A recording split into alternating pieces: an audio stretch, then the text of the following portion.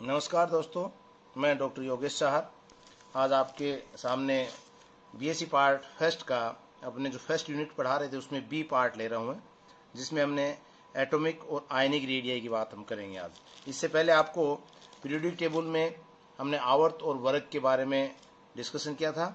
आज हम उनके ले रहे हैं एटॉमिक और आयनिक रेडियाई। देखिए, रेडियाई से क्या मतलब है, आप जानते हैं किसी भी परमाणु में ये नाभिक है और नाभिक के चारों ओर इलेक्ट्रॉन जो है वो गतिमान रहते हैं। तो ये जो इलेक्ट्रॉन जो बाह्य आउटर मोस्ट सेल जिसको हम कह सकते हैं कि बाह्य कक्षक में नाभिक से बाह्य कक्षक तक जो इलेक्ट्रॉन की जो दूरी है नाभिक से लेकर के, ये रेडियाई कहलाती है। यानी अनंत दूरी तक इलेक्ट्रॉन पाए जा रहे हैं। तो हम जिस इलेक्ट्रॉन की बात कर रहे हैं वो क्या, एटॉमिक त्रिज्या, परमाणु त्रिज्या, जो एक नाभिक से बाह्य इलेक्ट्रॉन की दूरी के मध्य की जो दूरी है वो आर से जिसे हम रिप्रेजेंट कर रहे हैं उसे कहते हैं परमाणु त्रिज्या। ये क्या, देखिए, सहसंयोजक बंध जिसमें कह देते हैं या कोवलेंट रेडियाई के रूप में ले लें हम, तो ये दो प्रकार से होती है। एक तो होती है होमो एटोमिक, ले लें हम होमो एटोमिक। होमो एटोमिक का क्या होगा, जब दो परमाणु एक समान होंगे। तो एक सामान्य से मान लीजिए एक परमाणु ए है, ये बी परमाणु है, तो दोनों के मध्य की दूरी यानी दोनों की नाभिक के मध्य की दूरी जो है उसका आधा अगर हम कर दें, हाफ, दोनों परमाणुओं की नाभिक के मध्य की दूरी का आधा अगर हम कर दें तो वो कहलाती है कोवलेंट रेडियस होमो एटोमिक मॉलिक्यूल्स में। यही बात अगर हम हीट्रो एटोमिक में करें तो थोड़ी सी दिक्कत ये होती है, क्योंकि हीट्रो में क्या एक समान परमाणु नहीं है, परमाणु अलग अलग आकार के होते हैं। जैसे मान लीजिए एक बड़ा परमाणु है, एक है छोटा, HCl का जैसे हम ले लें, तो इसमें भी होगा क्या, दो परमाणु के मध्य की दूरी के रूप में हम व्यक्त कर सकते हैं। तो ये हीट्रो एटम के अंदर देखिए दो तरीके से आएगी। एक ही हम कहेंगे RA बोल सकते हैं, इसको बोल सकते हैं RB। इसका मतलब एक जो है धनायन की त्रिज्या, एक है ऋणायन की त्रिज्या। तो धनायन जहाँ पे कम आकार लिए हुए होता है, तो इस प्रकार से हम एटॉमिक रेडियाई को भी हम निर्धारित कर सकते हैं, किसमें, हीट्रो एटॉमिक मॉलिक्यूल में।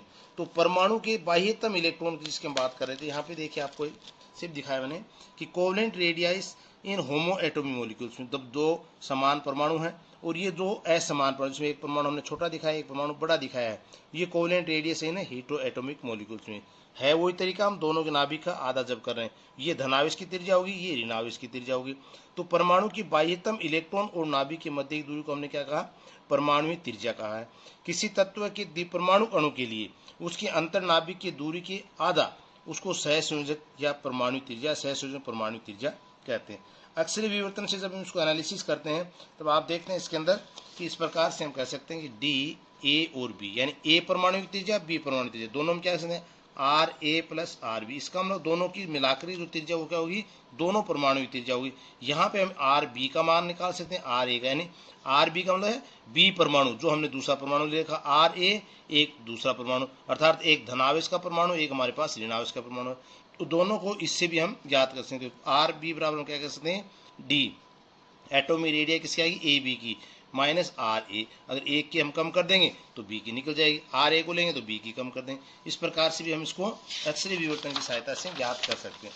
अब आता है कि एटॉमिक रेडियस का किसी भी परमाणु में या पीरियोडिक टेबल की हम बात करें जहाँ पे कि किसी भी आवर्त में और किसी भी वर्ग में क्या प्रभाव पड़ रहा है। ये हमने पहले भी डिस्कशन किया था कि जैसे जैसे हम वर्ग में ऊपर से नीचे की ओर जाते हैं तो उसके क्या कक्षकों की संख्या बढ़ती जाती है, और कक्षकों की संख्या बढ़ती जा रही है, इट मीन्स बाहर का जो इलेक्ट्रॉन है उसकी नाभिक से दूरी बढ़ती जाएगी। यानी ये कह सकते हैं नाभिक से आकर्षण भी कम होता जाएगा। इसका मतलब इसकी परमाणु त्रिज्या का मान एक वर्ग में अगर बात करें तो ऊपर से नीचे की ओर चलने पर परमाणु त्रिज्या का मान जो है वो बढ़ता जाता है। और आवर्त में अगर हम बात करें तो हम कह रहे हैं कि वहाँ पे एक ही कक्ष है, वो जो पहले हमने शुरू में लिया वही कक्ष है, और उसी के अंदर इलेक्ट्रॉन बढ़ते जाते हैं, और वहाँ पे परमाणु की नाभिक का आकर्षण भी बढ़ता जाता है, यानी प्रोटॉन की संख्या बढ़ती जाती है। तो जैसे जैसे हम बाएं से दाएं ओर जाते हैं तो उसके आकार में थोड़ी बहुत कमी होती जाएगी, क्योंकि परमाणु की संख्या, उसमें प्रोटॉन की संख्या बढ़ती जाएगी, जो कि बाह्य इलेक्ट्रॉन को अपनी ओर अधिक शक्ति से आकर्षित करती जाएगी।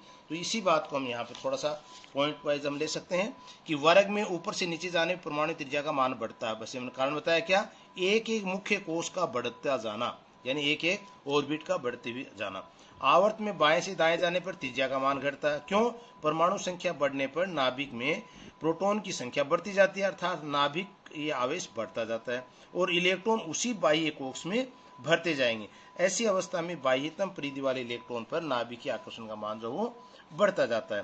संक्रमण और अंतर संक्रमण तत्वों के परमाणु त्रिज्या के मान में अधिक अंतर नहीं होता। ये डी कक्षा जब हम पढ़ रहे थे तब भी बताया था कि यहाँ पे ट्रांजिशन और इनर ट्रांजिशन एलिमेंट्स के ऊपर ज़्यादा प्रभाव नहीं पड़ता है, अर्थात लगभग इनकी ऊर्जा समान होती है, क्योंकि इसमें आने वाला कक्षक जो वो बाहर नहीं जुड़ता है, वो अंदर, जिसमें हमने कहा था कि n-1d जैसे 1 to 10 तक की बात थी, और n-2 जहाँ पे एफ ब्लॉक की बात करते हैं 1 से 14 की। तो ये जो कक्ष जो है वो नाभिक में अंदर की तरफ है यहाँ पे, यानी ये n-1 कक्ष कह सकते हैं, और यहाँ पे हम कह सकते हैं n-2 कक्ष, और ये बाहर का ns कक्षक है। तो ये नाभिक से अंदर की ओर कक्षक है। इसलिए हमने कहा संक्रमण व अंतर संक्रमण तत्वों के परमाणु त्रिज्या के मान में अधिक अंतर नहीं आता। इसके दो कारण है।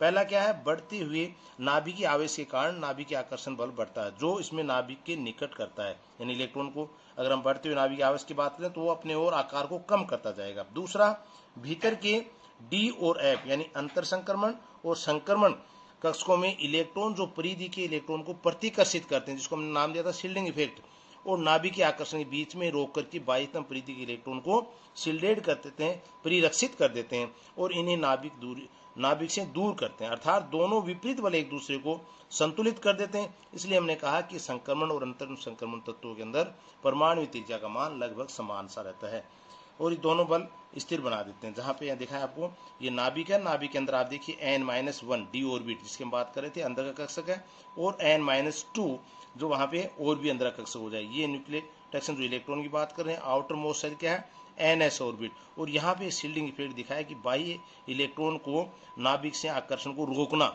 उसको विपरीत आवेश लगा करके रोका जा सके। तो ये आकर्षण बल को जब रोकेंगे तो बाह्य इलेक्ट्रॉन जो और आसानी से निकल सकते हैं, और शील्डिंग इफेक्ट का यहाँ बढ़ते हुए मान भी बता सकते हैं। इसके बाद आता है इसमें कि उत्कृष्ट गैस में फिर किस प्रकार से हम ज्ञात करें। उत्कृष्ट गैस में हमने कहा कि एक ही गैस है, यानी उत्कृष्ट गैसों की सह संयोजक त्रिज्या के मान जो वो बहुत अधिक होते हैं, कारण स्थायी इलेक्ट्रॉनिक विन्यास के कारण। ये गैस अक्रिय होती हैं और यौगिक नहीं बनाती हैं। इन्हें वान डेर वाल्स त्रिज्याओं के मान होते हैं दो निकटवर्ती अणुओं के नाभिक के मध्य की दूरी। तो वहां पे हम बात कर रहे थे एक की बात, यहाँ देखिए दो निकटवर्ती नाभिक के परमाणु दूरी, यानी एक ही अणु हो गया अपने पास मॉलिक्यूल, मान लीजिए ए और बी, ये हो गया। इसी प्रकार से हम दूसरा लेंगे, यहाँ पे ये मान लीजिए सी और डी ले लिया, तो ये एक अणु होगा, एक अणु ये होगा। इन दोनों की हम बात करेंगे तो देखिए नाभिक से नाभिक के मध्य की दूरी इनकी देखेंगे, ये नाभिक से नाभिक के मध्य की दूरी देखेंगे। तो इन दूरी के आधार पे भी हम इसकी अंतर संक्रमण तत्व मानते हुए, या ये कह सकते हैं यहाँ पे कि इनकी हम दूरी को भी आयनिक त्रिज्या या परमाणु त्रिज्या के रूप में भी इसको निकाल सकते हैं, जो कि वान डेर वाल्स त्रिज्या के रूप में ज्ञात कर सकते हैं। ये दोनों क्या होगी, सहसंयोजक त्रिज्या दोनों नाभिक के मध्य की होगी, ये आधा दूरी कर दी सहसंयोजक त्रिज्या, ये क्या कहलाएगी इसकी वान डेर वाल्स त्रिज्या। इसको आप देख सकते हैं इसमें, देखिए ये हमारे पास एक अणु है जिसके दोनों नाभिक के मध्य की दूरी और दूरी का आधा क्या हो गया, सहसंयोजक त्रिज्या जिसकी बात कर रहे थे। ये दूसरा अणु हमारे पास है, तो इसकी एक नाभिक और इसकी एक नाभिक, दो नाभिक हैं दोनों, तो एक परमाणु में करें उसकी एक नाभिक, दूसरे एक नाभिक, दोनों के अगर नाभिक का आधा हमने कर दिया जाए दूरी का, तो वो क्या कहलाएगी इसकी वान डेर वाल्स दूरी। तो अंतर क्या हुआ दोनों में, ये दो अणुओं की बात कर रहे हैं हम यहाँ पे, और वहां पे सहसंयोजक त्रिज्या किसकी निकाल रहे थे, एक ही अणु के परमाणु की बात हम कर रहे थे। तो ये आपको ध्यान रखना है इसमें। एक आयन के नाभिक एक बाह्यतम इलेक्ट्रॉन के मध्य की दूरी को, जैसे हमने आयनिक त्रिज्या, वो आयन की बात कर रहे हैं। अब आयन्स में क्या होगा, देखिए ये हमारे पास सोडियम का एक आयन है, सपोज कीजिए, इसमें क्या हमारा इलेक्ट्रॉन विन्यास क्या है 281, यानी आउटर मोस्ट शेल में क्या है एक इलेक्ट्रॉन, ये पहला हो गया, ये दूसरे में 8 हो गए, और ये तीसरा हम कहें जैसे मान लीजिए एक इलेक्ट्रॉन है। तो यहाँ पे ये आयनिक त्रिज्या हम कैसे निकालेंगे इसकी, ये परमाणु के रूप में है, जैसे एक एनर्जी दे करके इसको सोडियम आयन के रूप में बना देंगे, अर्थात यहाँ पे ये इलेक्ट्रॉन जो है वो आउटर मोस्ट शेल का इलेक्ट्रॉन निकल जाएगा। तो इलेक्ट्रॉन विन्यास क्या होगा 2 ये हो जाएगा सोडियम प्लस का। तो यहाँ पे देखिए ये सोडियम का दिखा है आपको एटम, जिसमें नाभिक है, नाभिक के चारों दो इलेक्ट्रॉन 2 8 इलेक्ट्रॉन सेकंड कक्ष में, और तीसरे कक्ष में क्या है 1 इलेक्ट्रॉन। तो इलेक्ट्रॉन विन्यास क्या लिखा 2 at 1, यानी आउटर मोस्ट शेल सबसे अंतिम कक्ष में 1 इलेक्ट्रॉन है। प्रोटॉन की संख्या कितनी है 11 है, इलेक्ट्रॉन की संख्या कितनी है 11, तो यहाँ पे बैलेंस्ड है।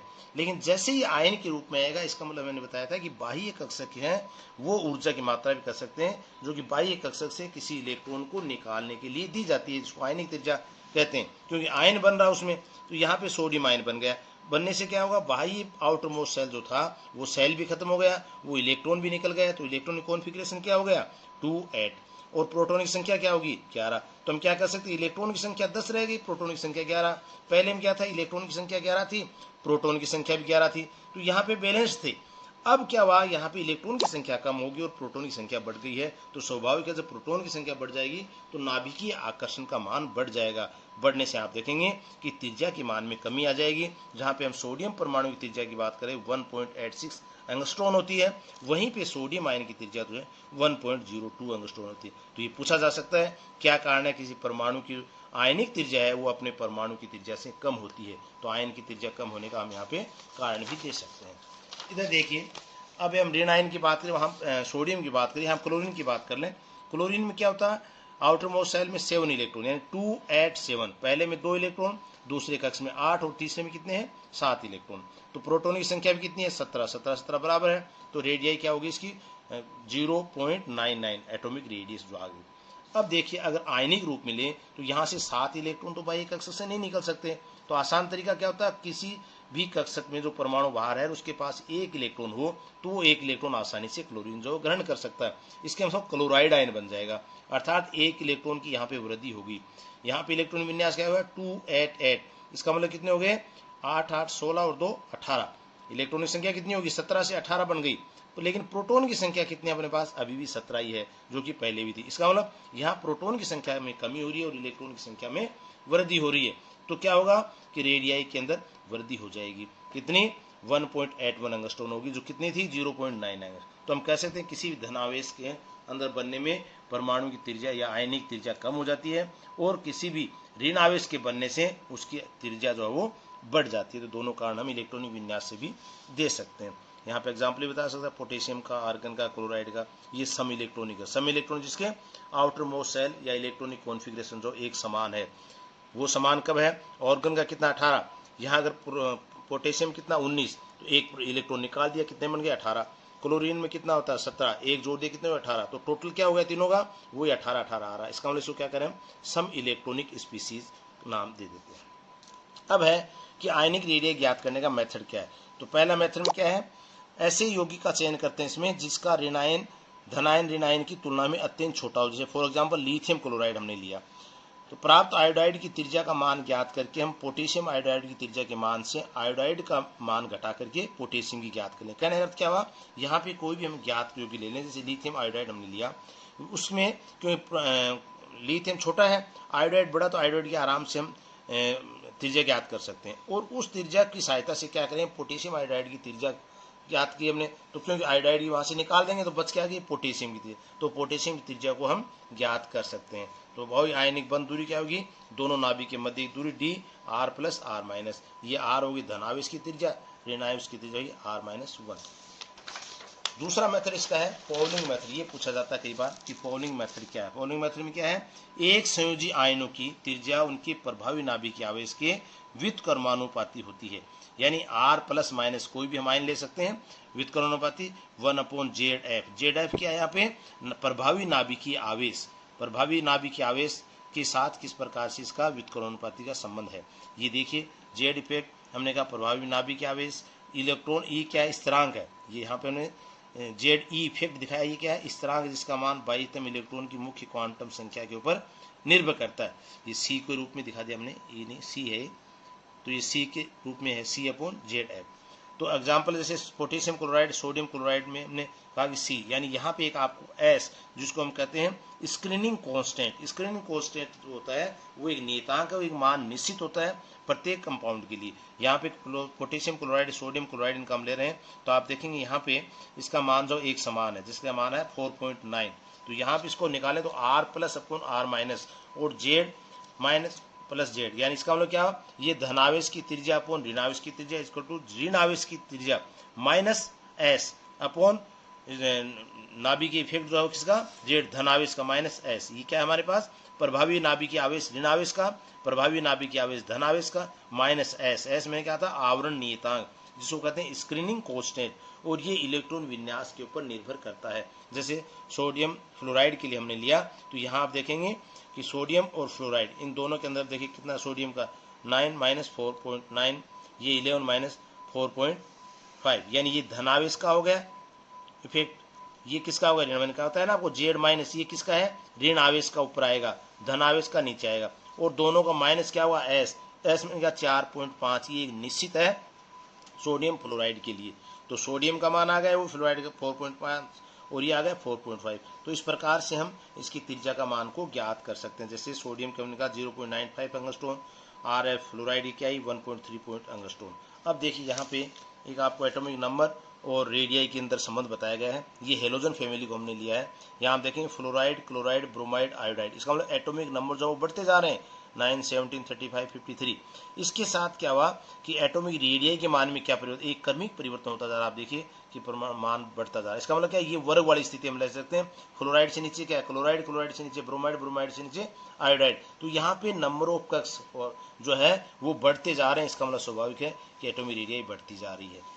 इधर आप देखेंगे ये हमने फिर इसको lithium, sodium, potassium, rubidium, caesium, ये भी हमने क्या लिया, एक वर्ग को लेकर के चले। एटॉमिक रेडियाई जो है आयनिक रेडियाई क्या है, बढ़ती जा रही है, क्योंकि कक्षकों की संख्या जो वो बढ़ती जाएगी। ये हमने इसको परमाणु रूप लिया है, ये हमने इसको आयनिक रूप में लिया। तो ये इसको ग्राफ से भी आप इसको बता सकते हैं। अब देखिए एक आता है इसमें सम इलेक्ट्रॉनिक स्पीसीज, जो हमने पहले बताया था कि जिसमें इलेक्ट्रॉन की संख्या समान हो। यहाँ आप देखिए प्रोटॉन की संख्या 7, 8, 9, 10, 11, 12, 13 प्रोटॉन की संख्या बढ़ती जा रही है, जिसमें nitrogen, oxygen, fluoride, neon, sodium, magnesium, aluminium बढ़ती जा रही है। अब हमने लिया नियोन का कितना होता है 2, 8, यानी कितने, इसमें प्रोटॉन की संख्या 10 है, इलेक्ट्रॉन की संख्या 10 है, और रेडियाई क्या है 1.12। इधर आप देखिए, आप इसको बाईं ओर चलेंगे तो आप देखेंगे फ्लोराइड 2, 8, क्योंकि फ्लोराइड आयन बन गया, कितना होता है 9 होता है, लेकिन 1 और 1 और जुड़ गया तो क्या हो गया, फिर 10 हो गई इलेक्ट्रॉन। ऑक्सीजन में कितना है 2, 8, फिर क्योंकि 2 इलेक्ट्रॉन जुड़ गए, वरना कितना है इसमें 6 आना चाहिए था, अब कितने आ गए 8 आ गए आउटर मोस्ट शेल में। नाइट्रोजन में कितने आने चाहिए थे 5, यहाँ पे कितने आ गए फिर 8, यानी 3 इलेक्ट्रॉन इसमें और जुड़ गए। इसका मतलब इलेक्ट्रॉनिक विन्यास जो क्या हो गया इनका, आइसो इलेक्ट्रॉनिक स्पीसीज, यानी सम इलेक्ट्रॉनिक स्पीसीज हो गई। अब यहाँ सोडियम, मैग्नीशियम, एल्यूमिनियम की तरफ चलेंगे तो सोडियम क्या है 11, मैग्नीशियम 12, एल्यूमिनियम 13, लेकिन यहाँ पे इलेक्ट्रॉनिक संख्या आप देखेंगे वही 10-10 बनी हुई। क्यों कि इसमें 1 इलेक्ट्रॉन निकल गया, मैग्नीशियम में 2 निकल गए, एल्यूमिनियम में 3 निकल गए। अब देखिए प्रोटॉन की संख्या में स्थिति देखते हैं 7, 8, 9, 10, 11, 12, 13। इसके अनुसार हम कह रहे हैं इसकी रेडियाई देखिए आप, यहाँ पे है 1.12 जो नियोन के हमने मान के चले। इससे अगर हम बाईं ओर चलेंगे तो आप देखेंगे 1.36, 1.40, 1.7। इसका मतलब एटॉमिक रेडियाई बढ़ती जा रही है। इधर अगर आप चलेंगे प्लस की तरफ, सोडियम से मैग्नीशियम, एल्यूमिनियम, तो क्या एटॉमिक रेडियाई कम होती जा रही है। इससे मतलब क्या निकला, तो सम इलेक्ट्रॉनिक स्पीसीज क्या है, जिसके पास इलेक्ट्रॉन की संख्या समान है। धनावेश के मान में वृद्धि अर्थात ऋण आवेश के मान में कमी आने से उनके आकार में कमी आती जाती है। अर्थात इसमें इलेक्ट्रॉन की संख्या तो समान है, परंतु नाभिक में प्रोटॉन की संख्या बढ़ती जाती है। हालांकि नाभिक के आवेश में वृद्धि के साथ साथ आयनिक त्रिज्या में कमी होती जाएगी, क्योंकि प्रोटॉन की संख्या जैसे जैसे बढ़ती जाएगी इलेक्ट्रॉन को आकर्षित करने की प्रवृत्ति उनमें ज्यादा बढ़ जाएगी नाभिक की तरफ से, तो क्या होगा, आकार में कमी आती जाएगी। अब है इसके एप्लीकेशन है, दो देखिए। Application in periodicity and explaining the chemical behaviour, इनके रासायनिक जो व्यवहार है उसको किस प्रकार से एक्सप्लेन कर सकते हैं, और इसकी पीरियोडिसिटी में कैसे हम इसको बता सकते हैं, एप्लीकेशन किस रूप में काम आ रही है किसकी, जिसे हम कहते हैं आयनिक त्रिज्या है, सहसंयोजक त्रिज्या, ये कैसे इसके गुण धर्मों की व्याख्या कर सकते हैं। तो त्रिज्या अनुपात हमने निकाला R+/R-, धनावेश की त्रिज्या अपॉन ऋणावेश की त्रिज्या के मानों से केंद्रीय परमाणु की समन्वय संख्या, कोऑर्डिनेशन नंबर, यानी कोऑर्डिनेशन नंबर क्या है, एक आवेश को दूसरे आवेश के कितने नंबर के द्वारा घेराव किया जा रहा है वो कहलाता है उसका कोऑर्डिनेशन नंबर, समन्वय संख्या। तो किसी भी परमाणु में बात करें त्रिज्या अनुपात R+/R- की सहायता से क्या कर रहे हैं, केंद्रीय परमाणु की समन्वय संख्या ज्ञात कर लेते हैं, और केंद्रीय परमाणु की समन्वय संख्या के आधार पर यौगिक की क्रिस्टलीय संरचना भी बनाई जाती है। दूसरा है भौतिक अवस्था का निर्धारण भी तत्वों की सहसंयोजक त्रिज्याओं के मान से निर्धारित कर सकते हैं कि ये क्या हल्की गैस है, ये भारी गैस है, ये द्रव है, ये क्या ठोस है। जैसे हम हाइड्रोजन, हीलियम परमाणु जिसकी त्रिज्या के मान अत्यंत कम है तो इनको कहते हैं हम हल्की गैस के रूप में। नाइट्रोजन, ऑक्सीजन को हम कहते हैं हाइड्रोजन से अधिक और हाइड्रोजन हीलियम से भारी है। इसी प्रकार से बोरोन में का मान काफ़ी अधिक है, वो एक वाष्पशील द्रव्य है। आयोडीन में का मान और अधिक है, वो एक ऊर्ध्वपात होने वाला ठोस पदार्थ है, ये ठोस है। तो विकिरण संबंध भी हम ज्ञात कर सकते हैं। विकिरण संबंध क्या होता है? एक वर्ग, यानी विकिरण संबंध क्या है? ये वर्ग पहला, फिर दूसरा वर्ग, फिर तीसरा वर्ग। तो एक वर्ग का इलेक्ट्रॉन एलिमेंट जो है वो दूसरे वर्ग के दूसरे एलिमेंट के साथ क्या संबंध दिखा रहा है। एक, जैसे हम कह रहे हैं यहाँ पे क्या लिया हमने, ये ले रहे हैं लिथियम, बेरिलियम, बोरोन, कार्बन। ये हमारे पास क्या है, एक आवर्त में हम चलते जा रहे हैं इधर। अब इसके नीचे जो वर्ग आएगा वो क्या आएगा? सोडियम, है ना, मैग्नीशियम, एल्यूमिनियम, सिलिकॉन, ये आएगा। अब हम करें लिथियम से सोडियम के गुणों में तो एक सामान्य बात हम करते हैं कि परिवर्तन आता जाता है क्योंकि वो उस वर्ग का सदस्य है। लेकिन यहाँ पे विचित्र बात क्या है कि लिथियम के गुण जो है वो मैग्नीशियम से ज़्यादा मेल खाते हैं, बेरिलियम के गुण जो है वो एल्यूमिनियम से ज़्यादा मेल खाते हैं, बोरोन के गुण जो है वो सिलिकॉन से ज़्यादा मेल खाते हैं। ये जो संबंध जो बताना चाह रहे हैं ये क्या कहलाता है? विकिरण संबंध कहलाता है इनका, डाइगोनल रिलेशनशिप। तो क्या हुआ? अपने वर्ग से दूसरे वर्ग के दूसरे तत्व के साथ अपने संबंध को बताना या ज्यादा गुणों में समानता बताना क्या कहलाता है? विकिरण संबंध भी हम इसे ज्ञात कर सकते हैं। इसके बाद आता है अपने पास नेक्स्ट पॉइंट आता है आयोनाइजेशन एनर्जी, आयनन ऊर्जा। आयनन ऊर्जा जैसे हम पहले बताया था आपको कि किसी भी परमाणु के अंदर आयनन ऊर्जा को कैसे ज्ञात करते हैं। आयनन ऊर्जा क्या है? यानी ये मैंने कहा परमाणु है अपने पास, ये आउटर मोस्ट सेल है, यहाँ पे इलेक्ट्रॉन है, तो इस इलेक्ट्रॉन को इस नाभिकीय आकर्षण से अनंत दूरी तक ले जाना, यहाँ से इसको हटा देना, और इसके लिए जो ऊर्जा हमें दी जाती है कहलाती है आयनाइजेशन पोटेंशियल, आयनन ऊर्जा। ये क्या होता है? आयनाइजेशन पोटेंशियल फर्स्ट, इसका मतलब क्या है? एक इलेक्ट्रॉन को निकालने के लिए जो ऊर्जा दी जाती है। आयनाइजेशन पोटेंशियल सेकंड, यानी उसी आयनिक, पहले क्या था, परमाणु एक न्यूट्रल अवस्था में था, एक इलेक्ट्रॉन निकल कर आयनिक अवस्था में आएगा, उसी परमाणु से हमने दूसरा इलेक्ट्रॉन निकाला, वो सेकंड आयनाइजेशन पोटेंशियल कहलाता है। और उसी से अगर हम तीसरा इलेक्ट्रॉन निकालें इसका, ये थर्ड आयनाइजेशन पोटेंशियल। अब इनकी अगर हम बात करें तो हम कहेंगे इस रूप में, अर्थात थर्ड आयनाइजेशन पोटेंशियल का मान सबसे ज़्यादा बताया, फिर हमने कहा सेकंड का, और उसके पहले है फर्स्ट का। क्योंकि एक आयन बनने के पास किसी भी परमाणु से इलेक्ट्रॉन निकालने के लिए ऊर्जा ज़्यादा दी जाती है। अगर दो आयन बन गए तो और भी ज़्यादा ऊर्जा दी जाती है। इसी को हमने बताया यहाँ पे कि एक उदासीन विलंगित आइसोलेटेड गैसीय परमाणु से उसके बाह्यतम इलेक्ट्रॉन को नाभिक के आकर्षण से अनंत दूरी तक ले जाने के लिए आवश्यक जो ऊर्जा, उसको क्या कहते हैं हमने? आयनन विभव या आयनन ऊर्जा का नाम दिया है। वह ऊर्जा जो एक परमाणु को आयन में बदल दे या अनंत दूरी तक ले जाए। अब देखिए यहाँ पे एक हमारे पास न्यूट्रल एटम था एम, जिसको हम कहते हैं फर्स्ट आयोनाइजेशन पोटेंशियल। इसका मतलब क्या बना? ये एम प्लस, एक इलेक्ट्रॉन इसमें से निकल गया, ठीक है। यहाँ पे ये आयनिक फॉर्म में था, इसमें से फिर एक इलेक्ट्रॉन निकल गया तो M2 बन गया, फिर एक इलेक्ट्रॉन निकल गया M3 बन गया।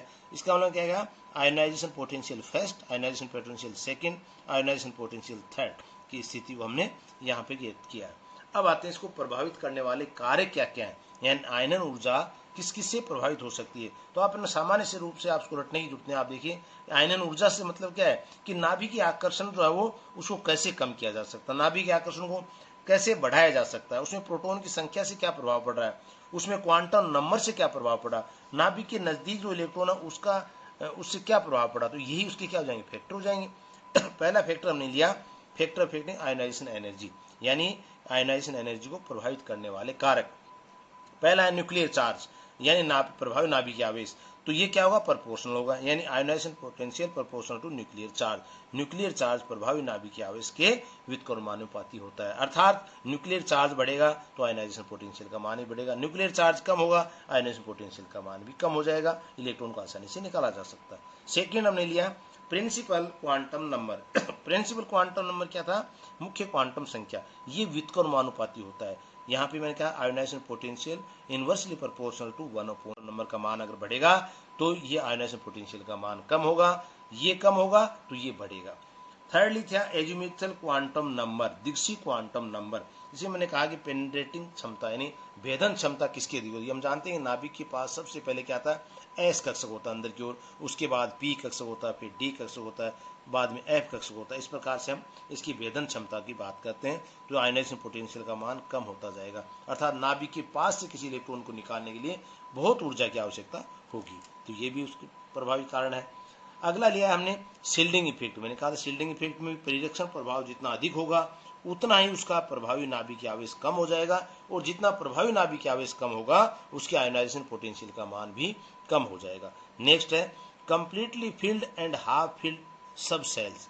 पूर्ण भरे हुए कक्षक और अर्ध पूर्ण कक्षक जो है वो मोर स्टेबल होते हैं, अर्थात उनमें से इलेक्ट्रॉन निकालने के लिए ज्यादा ऊर्जा की आवश्यकता होती है। आयनाइजेशन पोटेंशियल का मान जो वो उच्च होता है, आयनन ऊर्जा का मान उच्च होता है उसके अंदर। उसके आगे है net charge on an atom and ion. उनके ऊपर नेट चार्ज क्या, जैसे जैसे चार्ज बढ़ता जाएगा, जैसे मान लीजिए हम धनावेश की बात करें, चार्ज बढ़े +2 +3 +4 तो आयनाइजेशन पोटेंशियल का मान बढ़ता जाएगा। ऋणावेश की बात करें तो वहाँ पे चार्ज का मान जो वो जैसे जैसे बढ़ रहा है, इसका मतलब इलेक्ट्रॉन जो वो बाहर की ओर जा रहा है तो वो भी उसको प्रभावित करेगा। Determination of ionisation potential. Ionisation potential को ज्ञात करने के लिए दो मेथड हमारे पास है, एक स्पेक्ट्रल मेथड है, एक है बोर मेथड। बोर मेथड का आपने देखा होगा कि प्रथम कक्ष में इलेक्ट्रॉन, द्वितीय कक्ष में इलेक्ट्रॉन, ये न्यू का मान जो RH 1/n1 का स्क्वायर माइनस 1/n2 का स्क्वायर, ये करें n2 स्क्वायर की जगह हम Na ले लें, अर्थात अनंत दूरी की बात कर लें, तो ये जो संक्रमण की ऊर्जा का मान जो वो आयनन ऊर्जा के बराबर हो जाएगा। ठीक है, ये हाइड्रोजन के लिए लेकर के इन्होंने बोर्ड ने ज्ञात किया। उसके बाद इन्होंने एक स्पेक्ट्रल विधि में हम क्या कहते हैं, किसी भी इलेक्ट्रॉन को जब ऊर्जा दी जाती है तो लोअर एनर्जी से हायर एनर्जी में इलेक्ट्रॉन जाता है, और उच्च ऊर्जा में जाने के पश्चात जब वो वापस अपने निम्न ऊर्जा में आता है तो कुछ ऊर्जा का उत्सर्जन करता है, और उस दौरान जो है वो एक तरंग दैर्ध्य की विकिरण का अवशोषण करेगा, और वो अवशोषण जो कौन सी तरंग दैर्ध्य कर रहा है उसके आधार पर स्पेक्ट्रल से भी हम इसको ज्ञात कर सकते हैं। यानी इसमें किसी तत्व का आयनीकरण करवाया जाता है, अर्थात उस आयनीकरण में अवशोषित ऊर्जा का स्पेक्ट्रम प्राप्त कर लिया जाता है। मैंने कहा था सोडियम आयन बन गया, तो इसका मतलब क्या, उसको ऊर्जा हमने दी है तो आयनीकरण हुआ, ऊर्जा अवशोषित हुई।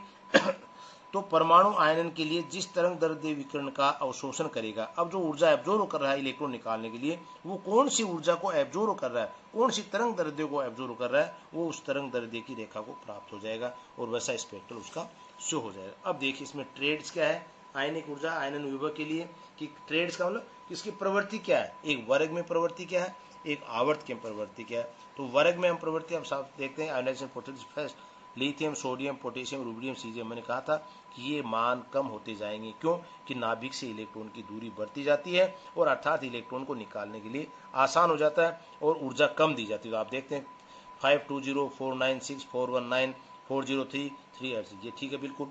इसी प्रकार से हम सेकंड की बात करें, बेरिलियम, मैग्नीशियम, कैल्शियम, स्ट्रोंशियम, ये भी उस रूप में चल रहा है वर्ग में। यहाँ आप एक चीज देखिए कि बोरोन, एल्यूमिनियम, गैलियम, इंडियम और थेलियम, यहाँ पे आपको अंतर, बोरोन में 801 किलोजूल, एल्यूमिनियम में 577, इसका मतलब क्या हो रहा है, कम हो रही, बिल्कुल ठीक है, बोरोन से एल्यूमिनियम आए, बिल्कुल सही है। उसके बाद एल्यूमिनियम से जो गैलियम में आते हैं तो यहाँ पे 577 नहीं होकर उससे कम होनी चाहिए थी, हो क्या रही है 579, बढ़ रही है, एक रीजन। दूसरा फिर इंडियम में आएंगे तो 558 है, बिल्कुल ठीक है, ये कम हो रही है। लेकिन वापस टेल्यूरियम में, थेलियम में अगर जाएंगे हम, थेलियम में, तब क्या हो जाएगा 589, फिर बढ़ गई। इसका मतलब क्या हुआ, दो अपसेक्शन हमारे पास आ गए। तो यहाँ पे आपको ध्यान रखना है गैलियम और थेलियम के आयनन विभव के मान अपेक्षा से अधिक हो जाते हैं। क्यों, ये क्वेश्चन बनता है। वहां हम कहिए कि गैलियम से पहले 10 संक्रमण तत्व है, और थेलियम से पहले 14 अंतर संक्रमण तत्व आने से नाभिकीय आवेश में 10 संक्रमण तत्व के कारण, और यहाँ पे 10 ये हो गए, 14 ये कितने हो गए 24 प्रोटोनों की वृद्धि से, आकर्षण अधिक होने से आयनाइजेशन पोटेंशियल का मान जो वो बढ़ जाएगा। तो यहाँ पे दो एक्सेप्शन है ना, इनको आप जरूर याद रखें। ये एक वर्ग के अंदर स्थिति इनके एटॉमिक रेडियस की। आवर्त में अगर हम बात करें तो आवर्त में भी देखिए बाएं से दाएं जाने पर आयन विभव का मान बढ़ता है, क्योंकि पहले कहा था कि प्रोटॉन की संख्या बढ़ती जा रही है, और क्योंकि इलेक्ट्रॉन की संख्या बढ़ रही है, लेकिन परमाणु में किसी भी कक्ष नहीं बढ़ रहे हैं, उसी कक्ष में इलेक्ट्रॉन जो वो समाहित हो रहे हैं, इसलिए यहाँ पे भी क्या आयन विभव का मान जो वो बढ़ता जाएगा। यहाँ देखिए lithium, beryllium, boron, carbon, nitrogen, oxygen, fluorine, neon, ये एक आवर्त में चल रहा है।